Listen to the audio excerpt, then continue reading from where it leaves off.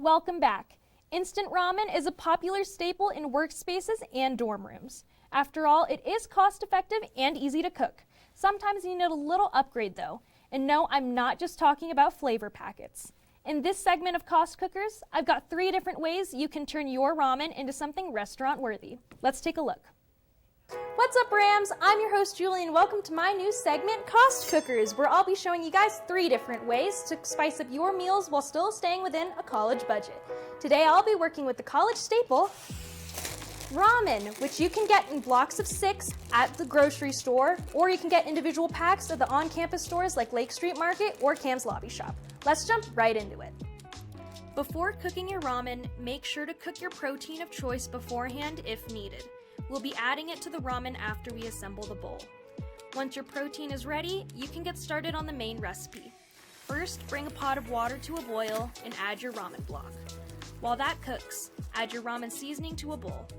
This is optional, but I added about a teaspoon of soy sauce and a 1/4 teaspoon of sesame oil as well. At this point, your ramen should be cooked through, so pour your ramen and boiling water into the bowl and mix thoroughly to fully incorporate every ingredient in the broth base. Wash your vegetables of choice and throw them on top of the bowl.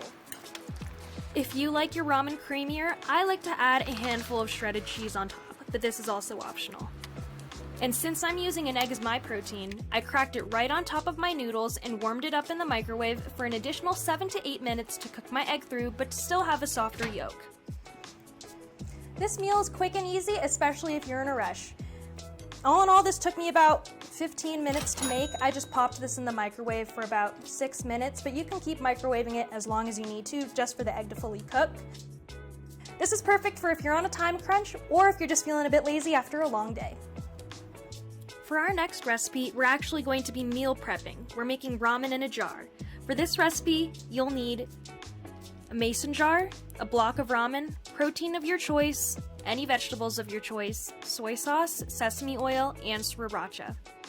So before you start, make sure to crush up your ramen block ahead of time. It's easy to do this in the bag, and you can crush it up just so that the bits are small enough to fit within your mason jar.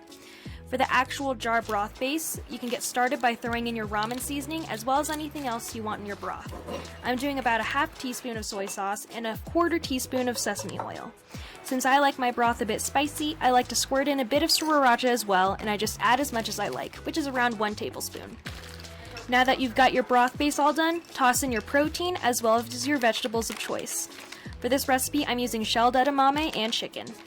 Depending on the protein and vegetable, make sure to do any required preparation beforehand before throwing it in.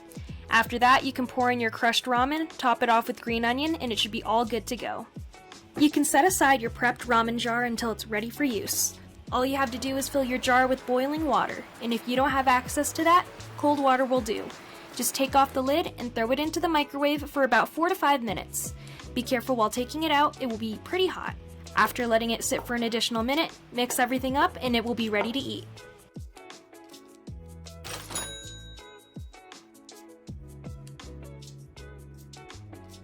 For our final recipe, we'll be making stir fry, which is a bit more difficult, but don't worry, it can be as fancy or as simple as you want. First, bring a pot to a boil before throwing in your ramen block. While that cooks, quickly wash your vegetables and heat up about a tablespoon of sesame oil in a pan.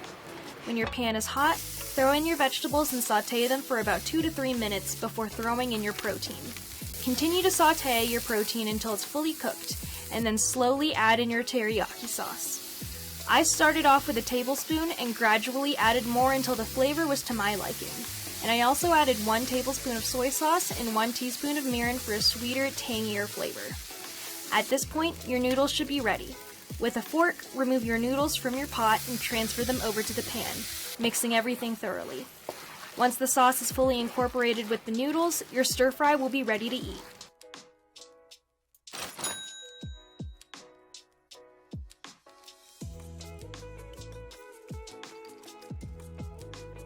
And there you have it, 3 time-friendly and budget-friendly meals made out of a college staple. You can get as creative as you want with these recipes, and measurements can be adjusted to your liking. Ramen on its own can get pretty old pretty fast, but hopefully with these recipes, it gives your day-to-day meals a bit more variety as well as more satisfaction. Back to the studio.